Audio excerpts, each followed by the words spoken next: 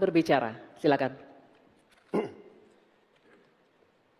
Saudara-saudara sekalian, tanpa krisis iklim pun persawahan pertanian kita tidak memiliki air dan irigasi yang memadai.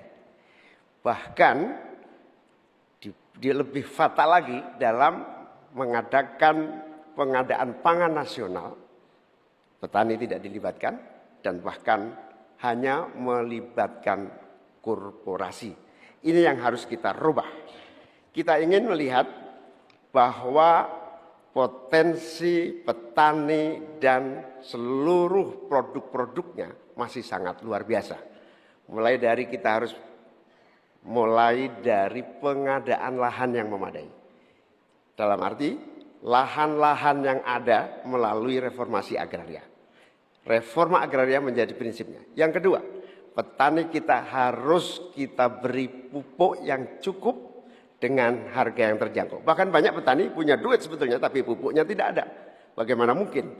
Yang kedua, potensi pupuk organik juga menjadi salah satu bagian penting agar produksi pertanian kita semakin berkualitas. Di sisi yang lain kita ingin program perlindungan gagal tanam gara-gara iklim juga kita berikan supaya petani kita aman, merasa aman dan yakin dengan produksinya. Pengembangan irigasi dan subsidi pupuk tidak bisa dielakkan. Tidak boleh kita melakukan pembiaran petani kita sehingga kita kekurangan pangan, petani kita tidak diberi kesempatan untuk mengisi kekurangan pangan itu. Kualitas pangan kita bergantung juga kemampuan kita memfasilitasi agar petani kita lebih produktif lagi. Dengan cara ini desa-desa kita libatkan untuk menjadi bagian dari satu kesatuan pengadaan pangan yang berkualitas, sekaligus kita hentikan untuk ketergantungan dari pangan di luar produksi kita sendiri. Baik, terima kasih.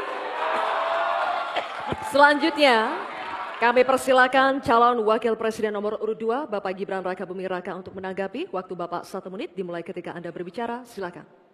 Baik, terima kasih. Enak banget ya Gus ya, jawabnya sambil baca catatan tadi. Kuncinya di sini adalah ekstensifikasi dan intensifikasi lahan. Kemarin tahun lalu kita sudah bangun pabrik pupuk di Fakfak. Kuncinya untuk meningkatkan produktivitas ya kita harus genjot kawasan industri pupuk. Kita dekatkan pupuknya dengan lahan-lahan pertaniannya. Kuncinya pupuk dan pupuk harus didekatkan dengan lahan-lahan pertanian. Otomatis produktivitas akan meningkat. Dan jangan lupa mekanisasi. Kita ingin meningkatkan produktivitas para petani.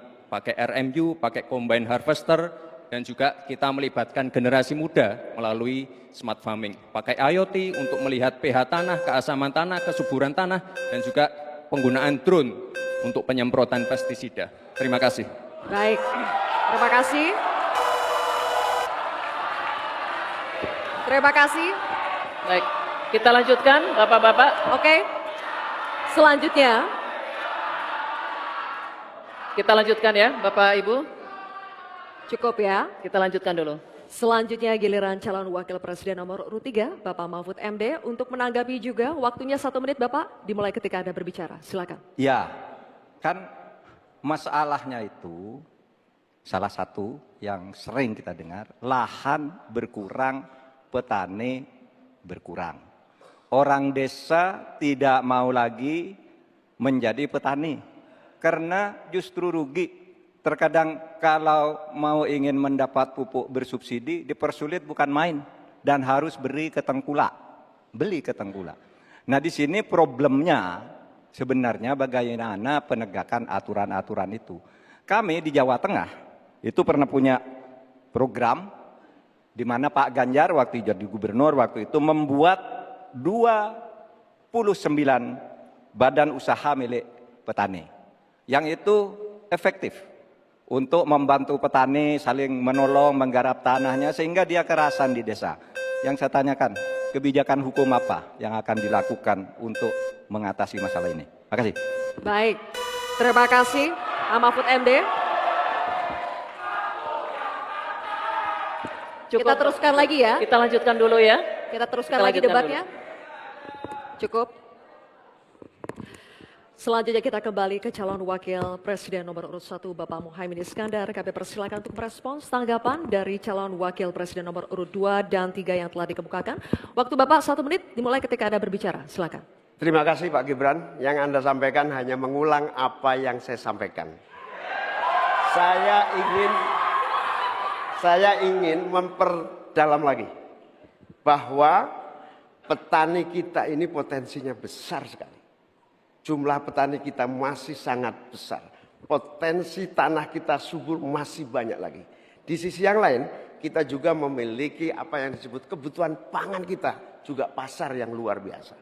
Nah, dalam konteks ini, antara suplai kita punya potensi. Antara permintaan kita juga punya sangat kuat. Oleh karena itu, pemerintah tidak boleh diam. Turun tangan, jangan terlalu normatif mengatasi keadaan. Untuk Pak Mahfud, saya ingin menyampaikan bahwa seluruh perangkat undang-undang yang menyangkut perlindungan petani dan produksi kita sebetulnya lengkap. Tinggal implementasi saja dari seluruh proses hukum yang kita miliki. Kemauan politik, kesungguhan, tidak mengabaikan petani yang penting. Terima kasih Bapak Muhaimin. Waktu